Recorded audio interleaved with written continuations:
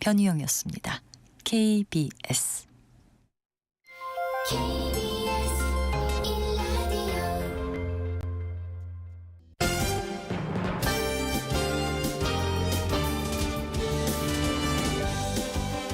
KBS 1라디오 신성원의 오늘 세계는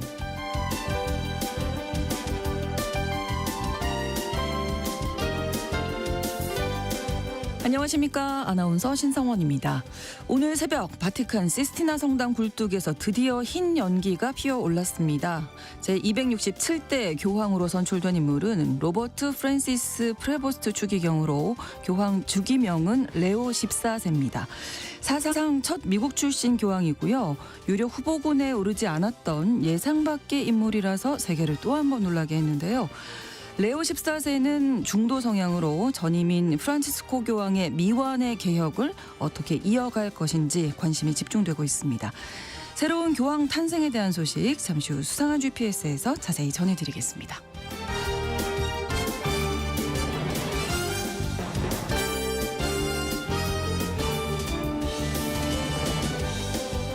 오늘 주목할 국제사회 뉴스는 헤드라인 뉴스와 키워드로 정리해드립니다. 통신원 취재수첩 영국 소식 전해드릴 텐데요. 이번 달 초에 잉글랜드 일부 지역에서 지방선거와 보궐선거가 치러졌죠. 영국판 트럼프로 불리는 나이절 파라지가 이끄는 영국 개혁당이 약진했는데요. 이 결과가 영국 정치에서 갖는 의미는 무엇인지 통신원 연결해서 알아봅니다. 5월 9일 금요일 KBS 1라디오 신성원의 오늘 세계는 시작합니다.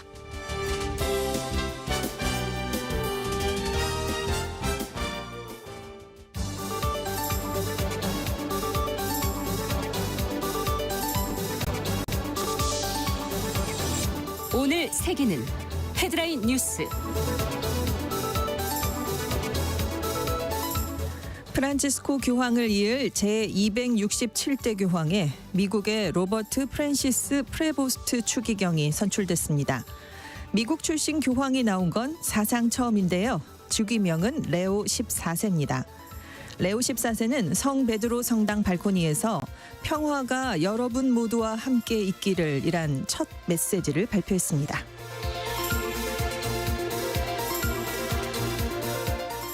트럼프 대통령이 관세 전쟁을 시작한 이후 미국이 영국과 처음으로 무역 합의를 이뤘습니다. 미국이 자동차와 철강에 대한 관세를 낮추는 대신 영국은 소고기와 농산물 시장을 개방하기로 했는데요. 양국이 관세 인하와 시장 개방을 맞바꿨다는 평가가 나오고 있습니다.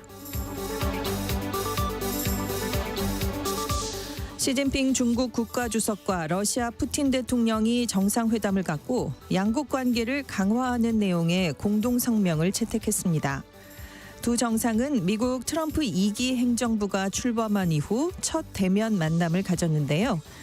이 자리에서 반미연대를 더 공고히 하겠다는 뜻을 분명하게 나타냈고 북한에 대한 지지 의사도 밝혔습니다. 트럼프 미국 행정부가 대중국 관세를 145%에서 50%대로 낮추는 협상안을 논의하고 있다고 뉴욕포스트가 보도했습니다. 트럼프 대통령은 어제 미국이 선제적으로 대중국 관세를 폐지하진 않을 거라고 말했는데요. 따라서 뉴욕포스트의 보도는 10일 스위스에서 열리는 미중 간 협상이 순조롭게 진행될 경우를 상정한 미국 측의 협상 가이드라인으로 해석됩니다. 현재 트럼프 행정부는 중국에 총 145%의 관세를 부과했고 중국은 이에 맞서 125%의 대미 맞불 관세를 적용하고 있습니다. 트럼프 미국 대통령이 러시아와 우크라이나에 조건 없는 30일간의 휴전을 촉구했습니다. 또 휴전이 존중되지 않는다면 미국과 동맹들은 더 많은 제재를 가할 것이라고 밝혔는데요. 벤스 미국 부통령은 러시아와 우크라이나 전쟁 종전 협상에 진지하게 임하지 않을 경우 미국이 중재를 그만둘 거라면서 이 경우 누구에게도 좋지 않을 거라고 강조했습니다. 그러면서 우리는 우크라이나가 붕괴하는 걸 원치 않고 주권 국가로 남아있는 걸 원한다고 밝혔습니다.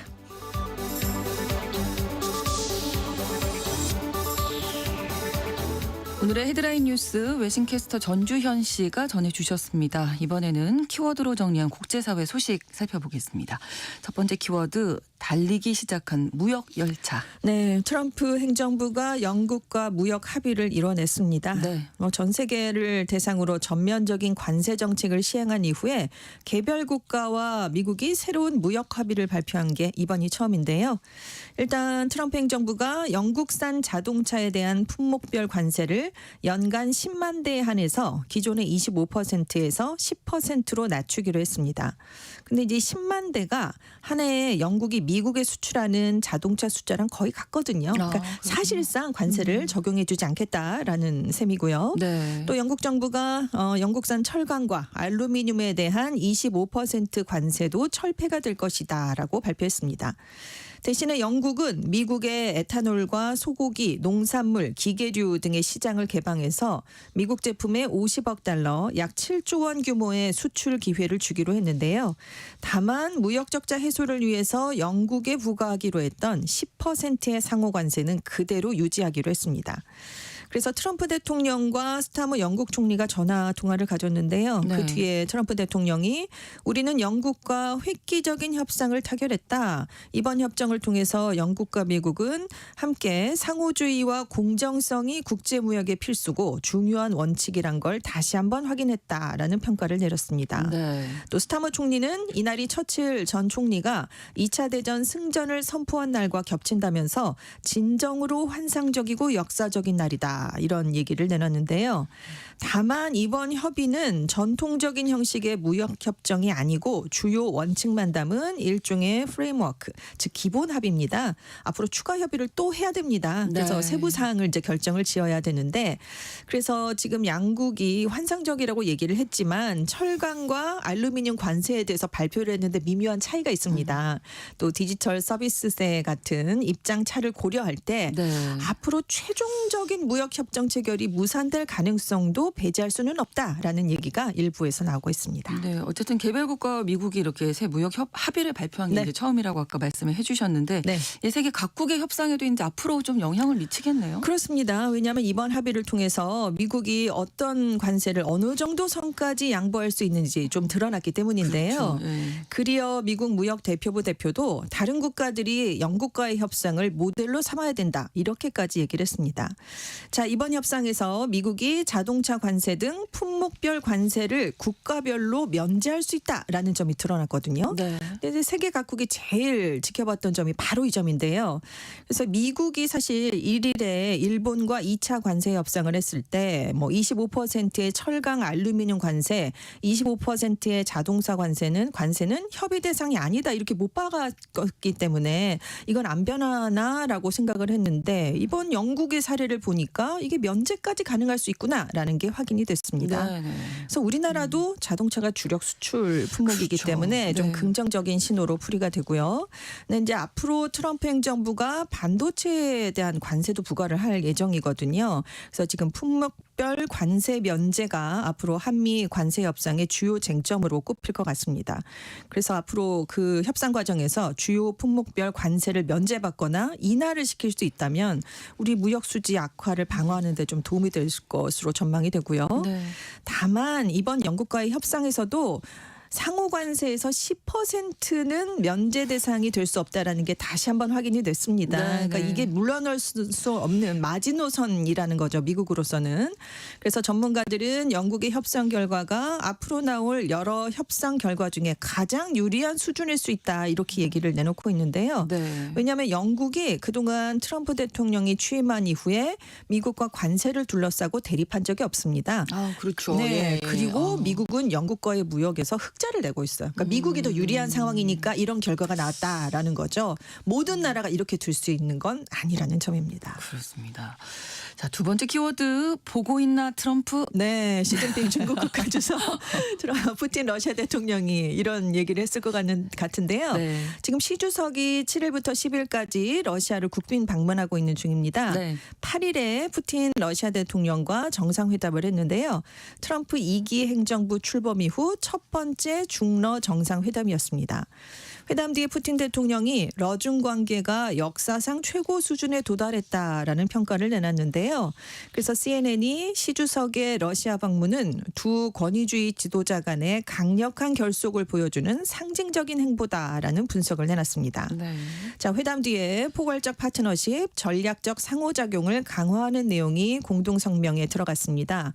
성명서에 미국의 러시아와 중국에 대한 이중 봉쇄 정책에 단호하게 대응하기 위해서 협력을 확대하고 공조를 강화할 의향이 있다라는 부문이 담겼습니다.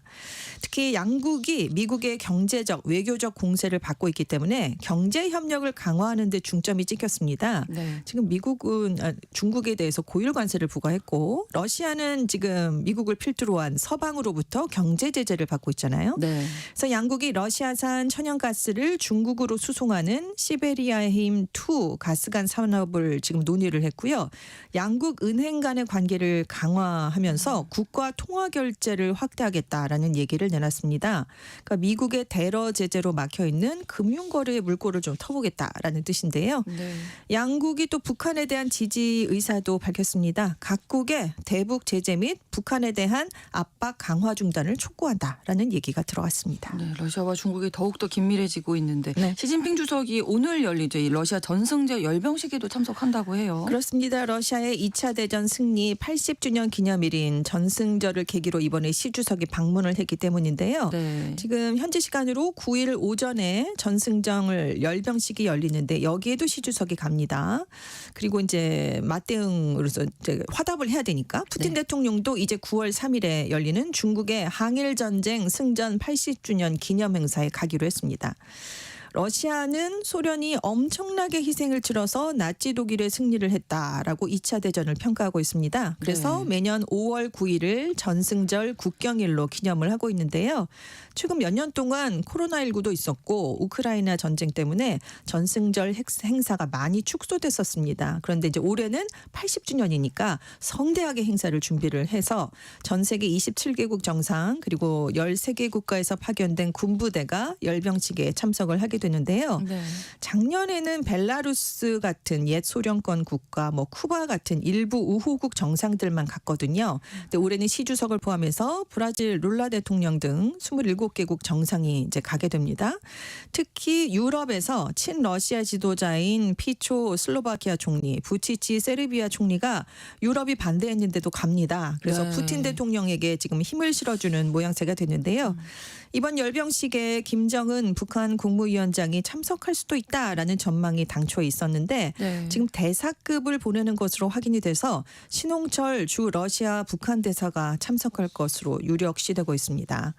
자, 러시아 올해 전승절 열병식을 통해서 우크라이나 전쟁 속에서도 건재하다라는 걸 과시할 것으로 보이는데요.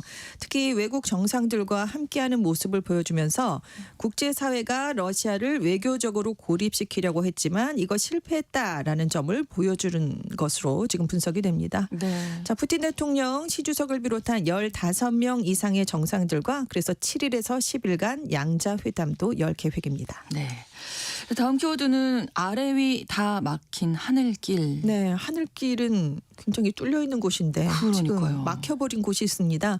인도랑 파키스탄 간의 군사적 충돌이 격화되면서 지금 이 지역을 지나가고 있었던 국제 항공편들이 아주 대규모로 우회해서 운항을 하고 있고요. 네. 심지어 결항도 되는 일이 생겼습니다.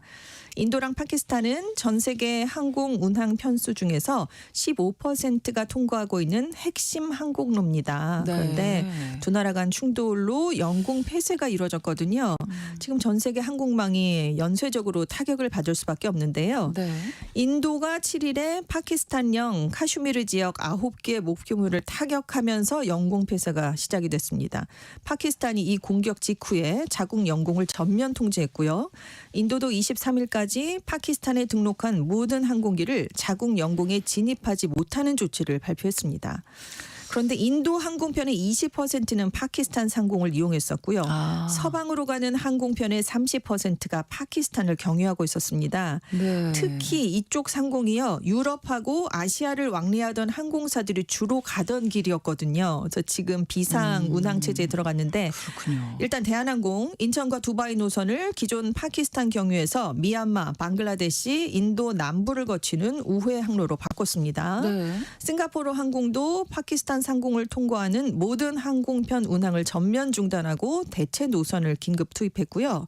태국의 타이항공도 방콕에서 유럽으로 가는 항공편 대부분을 지금 파키스탄 쪽이 아니라 아라비아의 상공으로 크게 우회해서 돌아가고 있습니다. 근데 이제 장거리 항공들은 중간 급유를 위해서 기착지를 추가하는 그런 일이 지금 생겨나고 있고요. 네. 지금 유럽에서 오는 항공사들도 파키스탄 영공을 돌아가야 됩니다. 그래서 뭐 이란, 투르크메니스탄, 중앙아시아 상공을 이용하고 있는데 지금 평소 대비 이렇게 되니까 비행 최대 시간이 4시간까지 늘어날 수밖에 그래요? 없는 일이 발생을 하고 있습니다. 그래서 문제는 아시아랑 유럽을 잇는 항공로 중에서 워낙 러시아 영공을 많이 통과해서 갔었거든요. 이게 그쪽도 지금 막혀 상황이, 있습니다. 예. 우크라이나 전쟁 장기화되면서 네. 대부분 제한이 돼 있거든요. 북방 항로가 막혀 있는데 이번에 남방 항로까지 타격을 받게 되면서 네. 항공사들이 갈 곳이 없어진 겁니다. 그렇군요. 특히 인도의 주요 항공사들이 국제선의 허브 공항 역할을 했는데 지금 직격탄을 맞았거든요. 그래서 에어인디아가 지금 6억 달러 8,200억 원이 추가로 더 들어갈 거다라고 추산을 내놨고 네. 반면에 파키스탄은 별로 가는 인도 상공을 경유하는 노선이 별로 없었답니다. 그래서 큰 손실이 없겠지만 그래도 수수료를 많이 받아왔거든요. 많은 외국 항공들이 오갈 때. 그래서 영공 폐쇄가 장기화되면 타격을 입을 수밖에 없는데 네. 이 두 나라만 타격을 입는 게 아닙니다. 왜냐하면 그래요? 돌아가면 연료를 더 많이 써야 되잖아요. 그래서 인건비, 정비 비용도 같이 늘어날 수 있습니다. 그래서 사태가 길어질수록 유류비 증가, 해당 노선 승객 감소 같은 것들이 이어지면서 항공사의 실적 악화가 불가피해질 것이고 그 승객들 면에서도 이건 올라갈 수밖에 없는 그렇죠. 구조니까요. 네, 네. 타격을 입을 수밖에 없게 됐습니다. 사태가 빨리 여러모로 뭐 좀 수습이 되기를 기다려야 할 텐데 네, 네. 그렇지 않아 보여서 좀 걱정입니다. 그렇습니다. 네. 다음 키워드 오르고 또 오르면 못 오를 리 없건만 지갑이 비어간다. 네, 이게 문제인데요. 문제네요. 자, 이 오르고 또 오르는 곳은 처칠 동상입니다. 네. 영국 내무부가요 앞으로 처칠 동상, 화이트홀의 전몰자 추도비 그리고 추모비, 하이드 공원에 있는 왕리 포병대 기념비 등을 전쟁 기념물로 분류해서 보호하기로 했습니다. 그래서 이런 전쟁 기념물을 타고 오르는 걸 범죄 행위로 규정하는 조항을 지금 의회에 발의된 범죄 치안 법안에 포함을 시켰는데요. 네. 자, 이게 통과가 되면 영국 의회 앞에 있는 광장에 있는 윈스턴 처칠 전 총리의 동상을 타고 올라가면 최고 징역 3개월 아니면 1,000파운드 약 186만 원의 벌금형이 내려질 수 있습니다. 동상을 왜 올라가나요? 근데 여기가 빅벤 바로 앞이거든요. 관광객들이 예. 많이 오니까 그 뭔가 이렇게 목소리를 내기가 좋은 곳입니다. 그래서 의회 앞 광장에서 주로 시위가 일어나요. 그러다 보니까 이 동상을 겨냥하는 시위가 발생을 하는 건데 네. 대표적으로 2014년에 민주주의를 점령하라라는 시위가 일어났을 때 한 남성이 여기 올라가서 48시간을 버틴 적이 있습니다. 이분이 나중에 기소가 됐는데 결국 무죄 선고를 받았는데요. 네. 2000년 노동절 시위 때는 한 분이 처칠 동상에 페인트를 칠하고 머리 부분에 녹색 잔디를 입혔다가 30일 구류형이 내려졌고요. 예. 2020년에도 기후변화 시위가 있었을 때 한 시위자가 페인트 칠을 했다가 200파운드 한 37만 원의 벌금, 1200파운드 223만 원의 배상금을 문 적이 있습니다. 근데 처칠 전 총리가 이 자리를 골랐대요. 내 동상을 세우려면 여기 서달라. 그랬는데 실제로 제막식은 처칠 사후 8년 만인 1973년에 열렸습니다. 네. 자, 스타머 현재 영국 총리죠. 처칠 총리는 우리나라의 가장 위대한 영웅으로 모든 후대 총리들에게 귀감이 됐다. 처칠의 동상을 시위 플랫폼으로 삼는 건 당연히 분노를 유발한다. 우리에게는 이런 행위를 범죄로 처벌할 의무가 있다라고 강조했습니다. 많은 일들이 그간 있었기 네, 때문에 그렇습니다. 이런 법 조항까지 생겼네요. 네. 다음 키워드는 부자로 죽지 않겠다. 마이크로소프트의 공동 창업자인 빌 게이츠가 한 얘기입니다. 네. 자기 재산의 99%를 사회에 기부한다라고 예전에 얘기를 했었는데요. 네. 그 시점을 앞당기기로 했습니다. 내가 사람들을 돕는데 사용될 수 있는 자원을 들고 있기에는 해결해야 될 시급한 문제가 너무 많다. 그래서 원래 계획보다 빨리 사회에 환원하기로 결정했다라고 얘기를 했는데요. 네. 앞으로 20년간 내 재산의 사실상 전부를 게이츠 재단을 통해 통해 전 세계 생명을 구하고 개선하는 데 기부하겠다. 그리고 이 재단은 2045년 12월 31일에 영구적으로 문을 닫을 것이다 라고 밝혔는데요. 이때가 되면 빌 게이츠가 살아있다면 90세 나이가 됩니다. 이 게이츠 재단은 빌 게이츠가 전처인 멀린다와 2000년에 설립한 자선단체였습니다. 원래는 빌 게이츠가 사망한 뒤에 20년간 더 운영을 하다가 활동을 끝낼 계획이었는데요. 네. 이제 이걸 더 앞당기겠다는 얘기고요. 지난 25년간 1000억 달러, 약 140조 8천억 원이 넘는 돈을 이 재단이 기부를 했습니다. 그런데 이 금액의 2배를 2045년까지 더 기부하겠다라는 건데요. 앞으로 임산부와 어린이 사망률, 소아마비와 말라리아를 비롯한 치명적인 감염병 그리고 빈곤 문제를 해결하는 데 주로 이 돈을 쓰겠다라고 얘기를 했고요. 자, 남은 재산의 99%를 기부하겠다라고 얘기를 했잖아요. 네. 이 돈을 지금 현재 가치로 환산을 해보니까 1,070억 달러, 우리 돈으로 약 150조 원으로 지금 추산이 되고 있습니다. 네. 그렇다면 아까 부자로 죽지 않겠다라고 네. 얘기를 했잖아요. 이 기부 철학의 배경이 있는데 어머니, 부친 그리고 워런 버핏 지인들의 네. 영향을 들었고 특히 철강 재벌이죠. 앤드루 카네기의 그 수필에 실린 문장을 들었습니다. 네. 부자로 죽는 자는 불명예스럽다. 그때 카네기가 얘기를 한 적이 있대요. 그렇군요. 이게 빌 게이츠에게 결정적인 계기가 됐다고 합니다. 네. 하나만 더 알아볼까요? 말문 터진 우리 아이. 우리 아이는요. 네. 반려동물입니다. 아, 우리 아이라고 표현하시잖아요. 아, 예, 그렇죠. 자, 중국의 인공지능 기업 바이두가 동물의 소리를 인간의 언어로 번역하는 AI 기술에 대한 특허를 출원했습니다. 네. 기계 학습과 딥러닝을 활용한 동물 소리 번역 AI 기술의 특허를 출원한 건데요. 네. 대상동물의 음성, 신체 언어, 행동 변화, 기타 생물학적 징후 같은 다양한 데이터를 수집한 뒤에 분석을 해준답니다. 동물의 감정을 파악해서 인간의 언어로 변환하는 그런 기술이라고 하는데요. 네. 지금 머신러닝, 딥러닝, 자연어 처리 아주 AI의 많은 기술을 여기에 쏟아붓는다고 합니다. 근데 지금은 동물 번역 기술이 있어요. 그런데 주로 음성 분석, 표정 인식 그 두 가지 방식이어서 네. 맨날 똑같은 얘기만 내놓네. 약간 이런 불만이 배고파요? 뭐 많았거든요. 이런 거 아닐까요? 예, 그러니까 좋아요. 뭐 왜 동물들은 이런 얘기만 하나요? 이런 불만이 많았는데 그래서 앞으로는 이런 게 한계가 있었으니까 훨씬 더 다양한 딥러닝을 통해서 이걸 좀 극복을 해보겠다라는 건데요. 네. 지금 출원 심사 기간이 아주 빠르면 1년, 복잡해도 4, 5년 정도 걸린답니다. 그래서 앞으로 조금 몇 년이 지나면 동물들이 뭔 얘기를 하나 조금 더 자세하게 알아볼 수 있을 것 같습니다. 네. 이렇게 헤드라인 뉴스와 키워드 외신캐스터 전주현 씨와 함께했습니다. 고맙습니다. 네, 감사합니다. KBS 라디오 신성원의 오늘 세계는 1부 마무리하겠습니다. 11시 30분부터 일부 지역에서는 해당 지역 방송 보내드립니다. 하우이데이의 컬라이드 함께 듣겠습니다.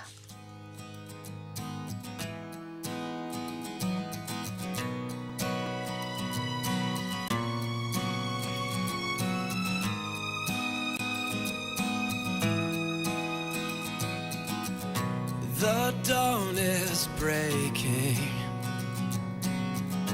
a light shining through. You're barely waking, and I'm tangled up in you. Yeah.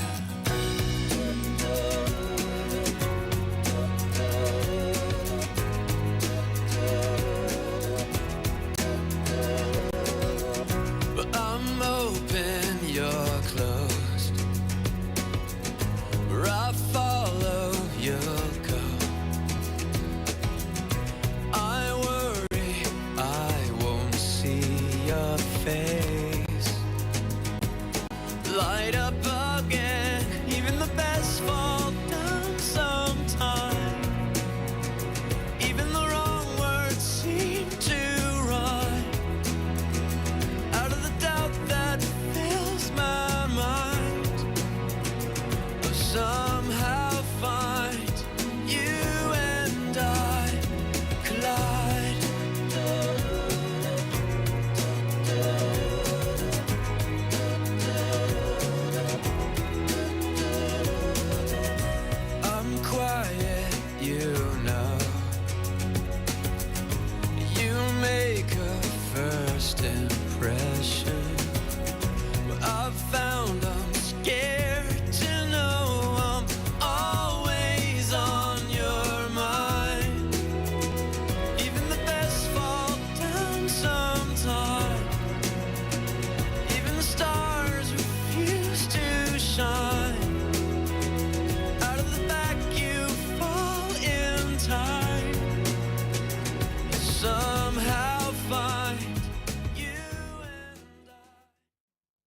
지금 시각은 11시 30분입니다. KBS Ladies and gentlemen. 국제사회의 다양한 뉴스를 한눈에 KBS 1라디오 신성원의 오늘 세계는 세계를 바로 보는 최소한의 투자입니다.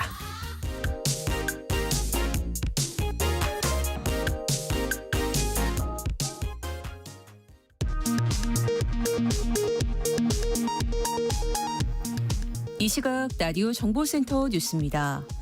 더불어민주당 이재명 대선 후보가 오늘 경북 지역에서 3차 전국 순회 일정을 시작합니다.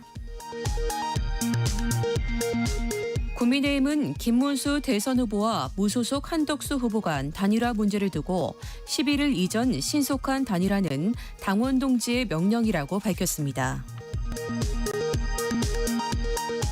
무소속 한덕수 대선 예비후보 측은 국민의힘 일각에서 난항을 겪고 단일화 해법으로 제3지대 창단론이 거론되는 것과 관련해 시간상으로 불가능하다고 선을 그었습니다. 더불어민주당 윤여준 상임총괄선대위원장은 단일화 논의와 관련해 김문수와 한덕수 후보는 계엄 정권 국무총리와 장관을 지냈으니 국민 입장에서 볼 때 50보 100보라며 민주주의를 계엄으로 훼손하려 했던 그들은 마땅히 퇴출돼야 한다고 말했습니다. 우리나라의 경상수지가 지난 3월까지 23개월 연속 흑자를 기록한 것으로 나타났습니다. 한국은행은 지난 3월 경상수지가 91억 4천만 달러 흑자를 기록했다고 발표했습니다. 미국이 국가별 상호관세를 유예한 이후 처음으로 영국과 무역 협상을 타결했습니다. 영국이 미국산 농축산물 등의 시장을 개방하는 대신 미국은 영국산 자동차 등 일부 관세를 낮춰주는 방식입니다. 하지만 기본 관세 10%는 그대로 유지됐습니다. 지금까지 라디오 정보센터 뉴스 정한나였습니다.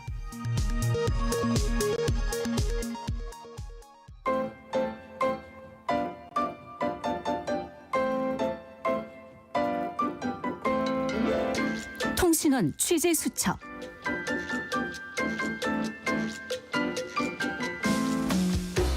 통신원 취재 수첩입니다. 이달 초에 치러진 영국의 지방선거와 하원 보궐선거에서 우익인 영국 개혁당이 두각을 나타냈습니다.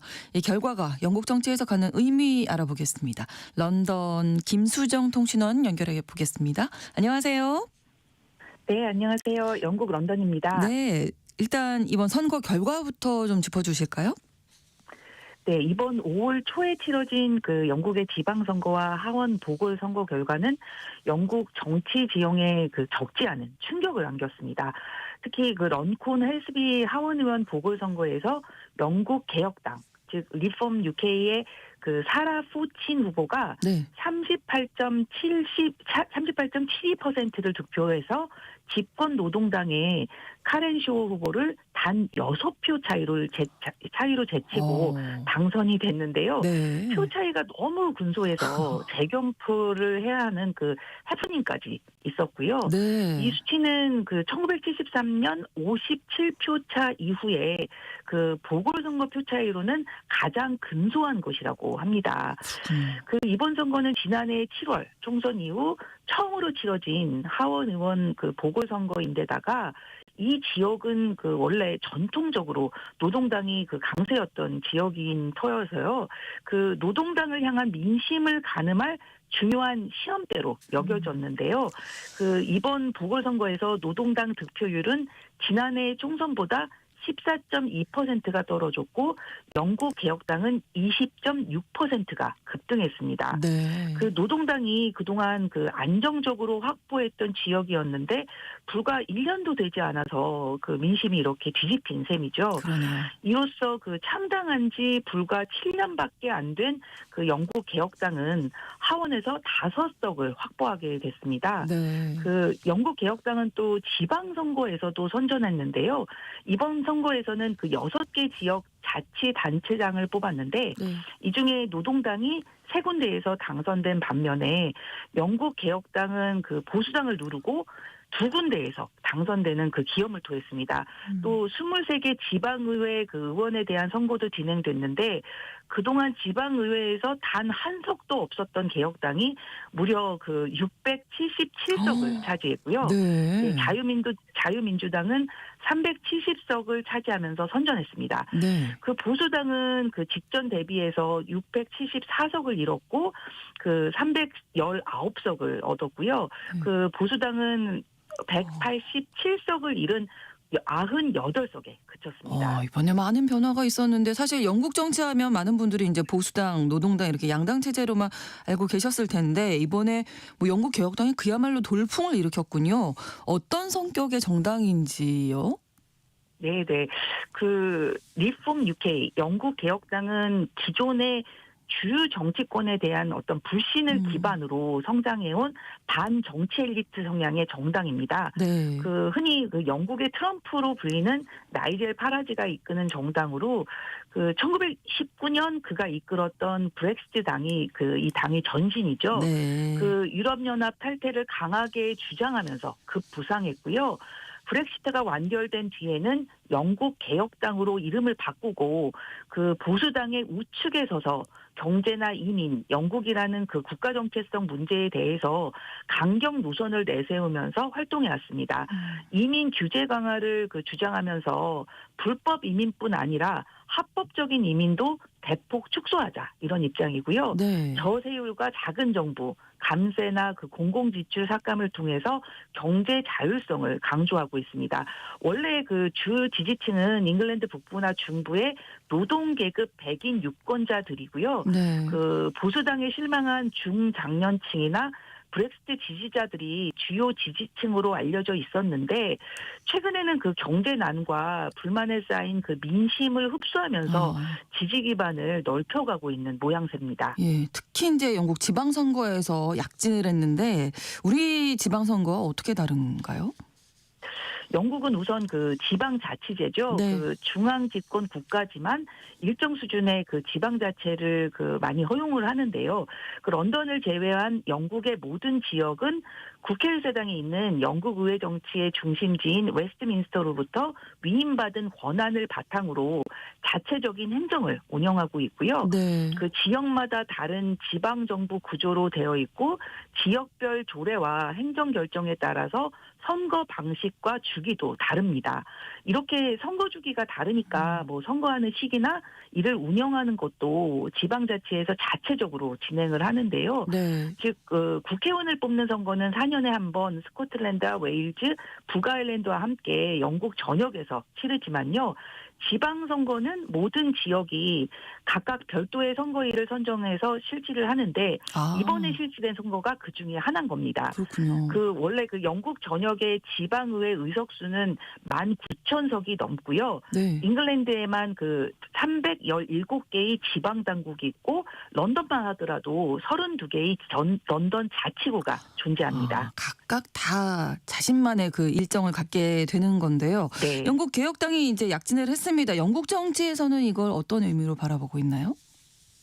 가장 주목해야 되는 점은 그 우익 성향의 영국 개혁당이 보수당의 표를 상당히 잠식하면서 약진했다 이런 점인데요. 네. 특히 한때 노동당의 텃밭으로 알려졌던 그 영국 중부와 북부 지역에서 개혁당 후보들이 높은 지지를 받았다는 점도 큰 의미가 있다고 보고 있습니다.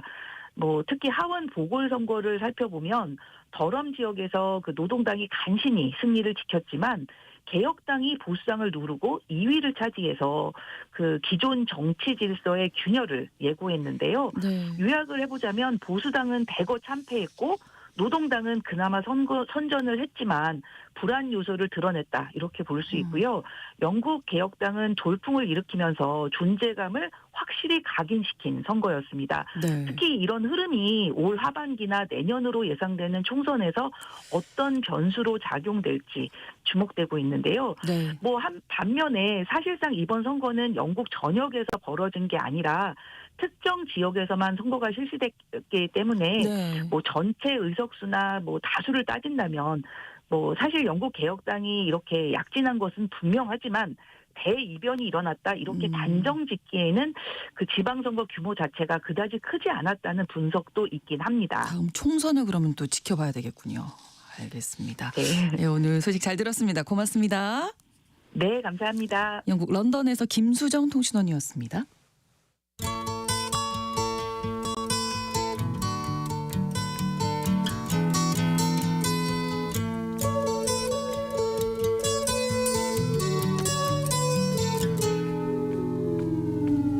Here comes the sun. 넓은 지구촌의 한 지역 장소를 중심으로 우리가 주목할 이야기 전해드리는 시간 수상한 GPS입니다. 오늘도 구정은 국제전문기자와 함께하겠습니다. 어서 오세요. 안녕하세요. 오늘은 정해져 있죠. 갈 곳이 바티칸으로 갈 곳이, 가봐야죠. 오늘은. 정말 따끈따끈한 그렇습니다. 뉴스를 전해드리게 됐습니다. 네. 여러분 모두에게 평화가 있기를. 교황 레오 14세의 첫 말씀입니다. 네. 이번 콘클라베에서 이제 원래 이름은 로버트 프랜시스 프레보스트 미국 출신의 추기경 네. 제 267대 로마 주교 즉 교황으로 선출이 됐습니다. 그 아메리카 대륙 출신 두 번째죠. 아르헨티나의 프란치스코. 그다음에 그렇죠. 좀 미국이라니까 좀 뜻밖이다 하신 분들 네, 많으실 것 같아요. 조금 생소하기도 했어요. 이게 처음이다 보니까. 미국 가톨릭 우리 아무래도 미국은 프로테스탄트 나라고 네. 그래서 사상 첫 미국 출신 교황이고요. 그다음에 콘클라베 이 추기경들 모여서 새 교황 뽑는 133명이 모여서 투표를 했는데 네. 이틀 만에 선출됐습니다. 비교적 빨리 의견이 모인 셈인데 그렇죠. 사실 그 전에 프란치스코라든가 그 전에 베네딕토 16세도 둘째 날에 이제 선출이 됐어요. 아, 그렇군요. 그 직전인 요한 바오로 2세는 네. 이제 1978년에 셋째 날에 결정이 됐었고요. 새 교황 어떤 인물인지 좀 살펴볼까요? 1955년생입니다. 그러니까 지금 69세 곧 70세가 되겠네요. 그러니까 미국 일리노이주 시카고에서 태어났는데 네. 아버지는 프랑스 이탈리아계, 그다음에 엄마는 스페인계라고 해요. 그러니까 라틴계라고 봐야겠죠. 네. 거의. 펜실베니아주 빌라노바 대학교에서 이제 수학 전공했고 그 다음에는 시카고에 있는 그 가톨릭 신학 대학에서 이제 신학 학위를 받았습니다. 네. 그다음에 이제 로마에 가서 그 교황청에서 그 교황청 산하의 그 성 토마스 아퀴나스 대학에서 교회 법을 공부했다고 하고 네. 1982년에 이제 사제가 됐습니다. 네. 미국에서 태어났지만 페루에서 오래 예. 사목했더라고요. 예. 네. 그래서 그 사제가 된 바로 그 다음 해부터 페루에서 이제 선교 활동을 했고 네.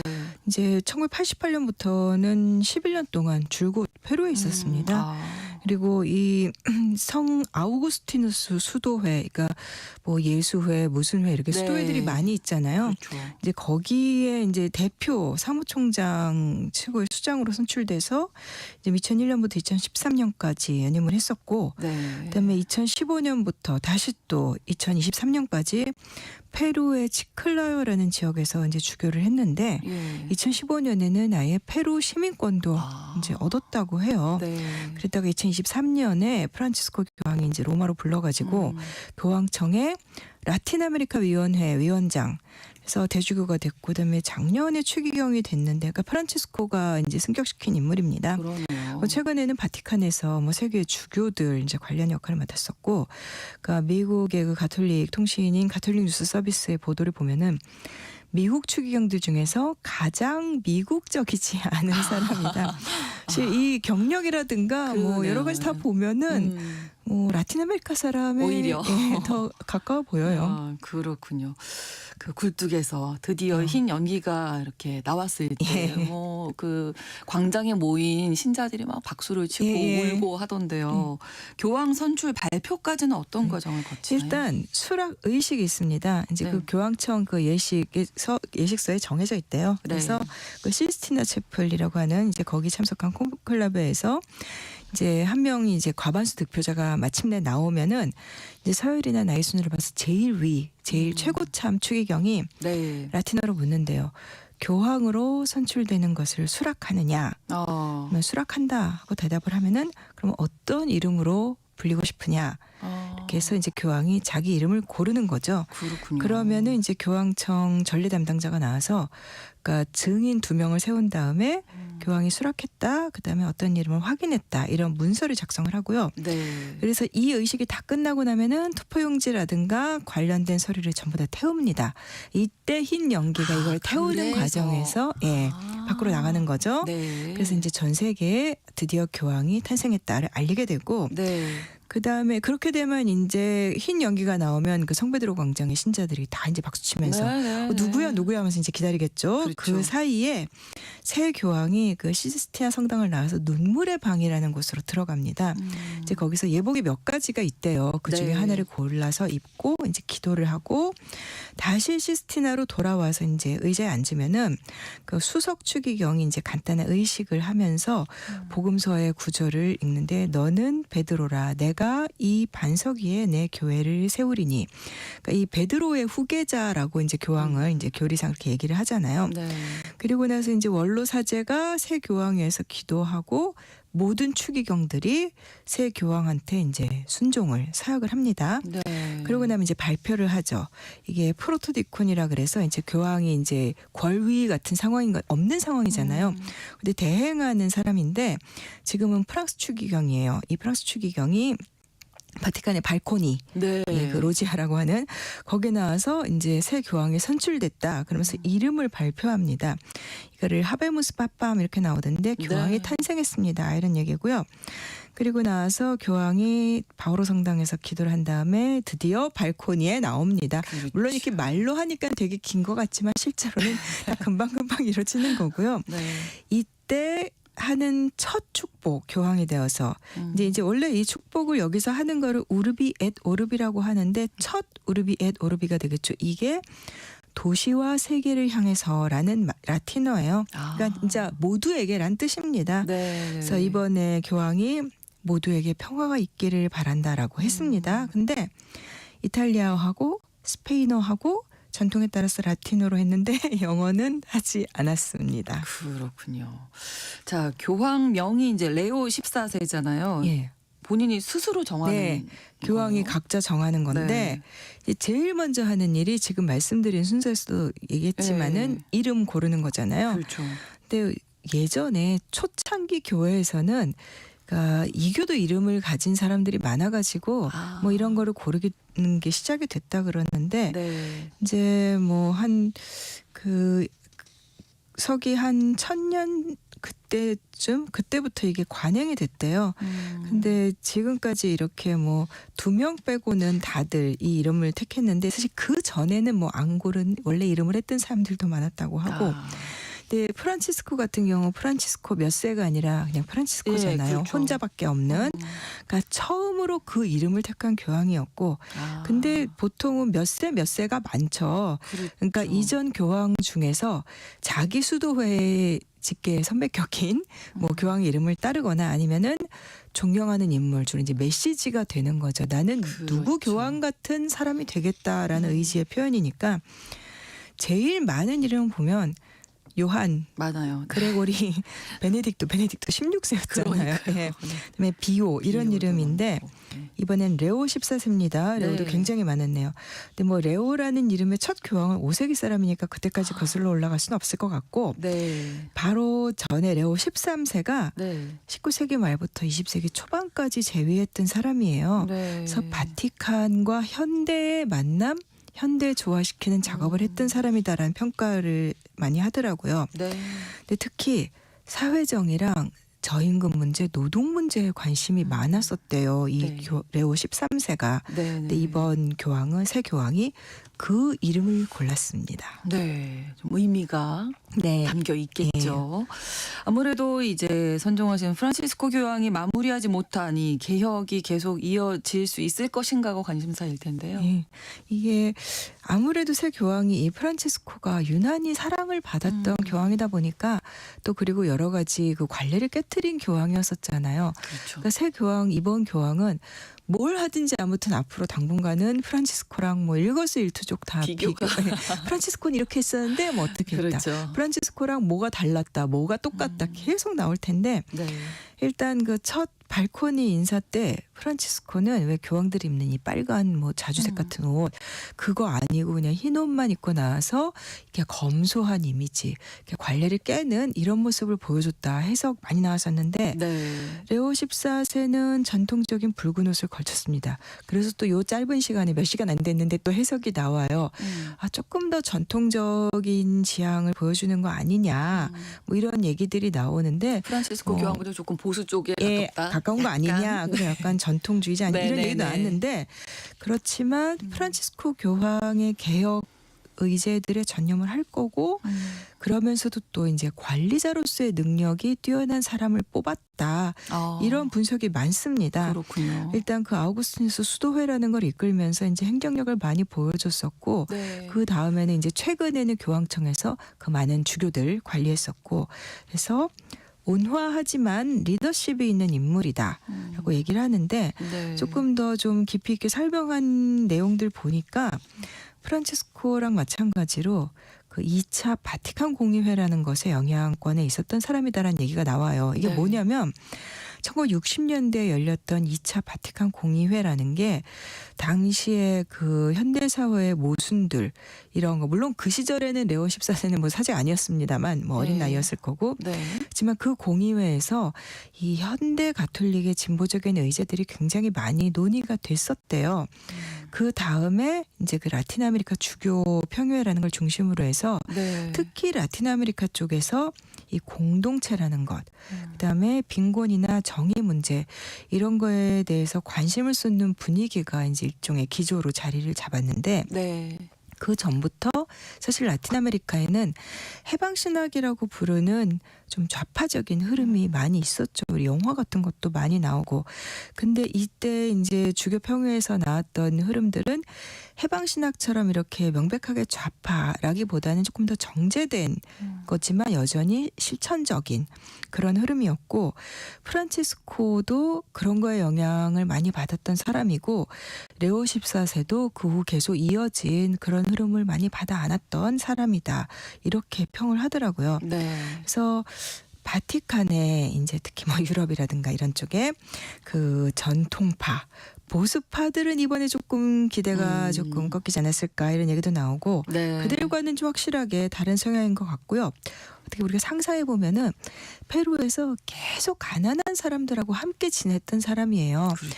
인생의 가장 중요한 시기에 가장 주된 업무를 가난한 사람들과 함께 했다라는 거는 굉장히 많은 영향을 미쳤겠죠. 그렇죠. 그래서 성품은 온화하고 안정적이지만 그래도 개혁적인 면이 많고 특히 사회적인 이슈에서 교리상으로는 뭐 프란치스코랑 마찬가지로 중도 보수인데 네. 그래서 프란치스코를 이어갈 사람이다라는 평가가 지배적입니다. 그래서 이번에도 뭐 가톨릭 교회 어떻게 될 거다 이렇게 이제 먼저 말하기 전에 프란치스코 교황한테 먼저 경의를 표하고 전임 교황의 유산을 기억해달라 그 말부터 했습니다. 네. 그래서 우리는 선교하는 교회, 다리를 놓는 교회, 대화를 나누는 교회가 돼야 한다. 이 다리를 놓는다라는 말, 이것 프란치스코가 많이 했던 말이거든요. 네. 그리고 또 올해가 그 요한 바오로 2세가 2000년에 선포했던 그 희년 주빌리라고 부르는 그 2025년의 그런 해예요. 네. 이게 많이 베풀고 뭐 빚을 사해주고 이런 해인데 그래서 바티칸에서 올해 행사가 굉장히 많을 거기 때문에 네. 일단 초반부터 좀 바쁠 것 같습니다. 그렇군요. 세계의 반응도 한번 좀 살펴볼까요? 미국은 뭐 굉장히 지금 환영하죠. 아주 고무돼 뜻밖의 있을 것 선물 같아요. 같은 네. 그래서 뭐 버락 오바마, 뭐 조지 W 부시 전 대통령들 역사적인 날이다, 역사적이고 그렇죠. 희망적인 순간 막 네. 그랬고 도널드 트럼프 대통령 본인이 교황 되고 싶다는 얘기를 해가지고 가톨릭에 충격을 안겨줬었는데 네. 뭐 어쨌건 뭐 흥분되고 영광이다, 만나고 싶다, 매우 의미 있는 순간이 될 것이다, 느낌표 쾅쾅쾅. 네. 그다음에 이제 여러 세계 정상들이 한 말이 원래 참 의례적인 말들이 많은데 이럴 때 그렇죠. 이번엔 조금 심지 있는 말들이 많이 있습니다. 이제 영국 총리 키어스타머 영국 총리는 프란치스코 교황이 보여줬듯이 이제 교황청이 기후 변화, 빈곤 완화, 평화, 정의를 위해서 특별한 역할을 한다. 요걸 얘기를 했고 푸틴 러시아 대통령, 뭐 러시아와 바티칸 사이에 건설적인 대화 협력이 계속 발전해 나갈 것이다. 요즘 지켜봐야겠죠. 그렇죠. 콜롬비아의 구스타보 페트로 대통령. 레오 14세는 단순한 미국인이 아니다. 조상이 스페인, 프랑스 등 라틴계이고 우리 라틴 쪽이다. 아메리카, 예, 페루에서 40년 살았다. 예. 그다음에 한 말이 전 세계 이민자들을 위한 위대한 지도자가 됐으면 좋겠다. 특히 미국으로부터 모욕을 당하고 예. 있는 라틴계 이민자 형제자매들을 일으켜 세워달라. 페루 사람들은 뭐 자기네 교황 선출됐다고 이제 엄청 좋아하는데 그럴 그 것 디나 같아요. 볼루아르드 네. 페루 대통령 2015년에 우리 페루인이 되신 교황님 페루에서 살면서 국민들의 삶을 함께 나눴다. 가장 가난한 이들과 친밀하게 지내셨다. 너무 축하한다. 그러니까 어려운 시기 뭐 기후 대응 이민자 문제 이렇게 네. 세계가 걱정하는 이슈들이 많다 보니까 거기에 대한 새 교황의 기여를 기대하는 목소리가 그만큼 더 큰 것 같습니다. 그렇습니다. 뭐 희년이라서 뭐 여러 가지 행사에도 참여하셔야겠지만 사실 풀어야 할 복잡한 문제들이 많거든요. 사제 성학대 문제 예, 그거 뭐 굉장히 복잡할 거고 그렇습니다. 그다음에 가톨릭 보수파들 여전히 이제 반발이 있을 거고 그래서 많이 좀 힘든 일들이 있겠지만 또 그런 것들 가톨릭 내부의 문제와 함께 프란치스코가 관심 가졌던 현실 이슈들 어떻게 대응하고 얼마나 관여할 건가 이거는 앞으로 새 교황이 결정할 몫이겠죠. 네, 그런 부분에서 조금 예상해 볼 수 있는 것들이 있을까요? 어느 정도 활동을 할 목소리를 많이 내지 않을까. 네, 다만 네. 프란치스코만큼 많이 낼까? 그게 관심사일 것 같아요. 네, 네. 근데 이제 뭐 이주민 문제라든가 특히 이제 뭐 여성 문제 이런 거 네, 이런 네. 거에 대해서는 프란치스코와 같은 결 사이에서 네. 계속 이야기를 할 것 같아요. 네. 그 프란치스코가 그 이제 교황청 주교성에 여성들 들여보낸 거에 대해서도 이제 새 교황도 아유 굉장히 의미 있는 이거는 제스처를 넘어서는 의미 있는 조치라고 본인이 이번에 선출되기 전에도 말을 했었거든요. 그렇군요. 그러니까 근데 다만 가톨릭의 개혁이라는 게 너무나 점진적이기 때문에 예, 그 보폭이 어느 정도 될지 좀 속도는 지켜봐야 할 것 같습니다. 네, 오늘 이렇게 구정원의 수상한 GPS에서 사상 첫 미국 출신 교황이 탄생했습니다. 레오 14세 이야기 나눠봤습니다. 오늘 고맙습니다. 감사합니다. 구정원 국제전문기자와 함께했고요. KBS 일라디오 신성원의 오늘 세계는 다음 주 월요일에 다시 인사드리겠습니다. 고맙습니다.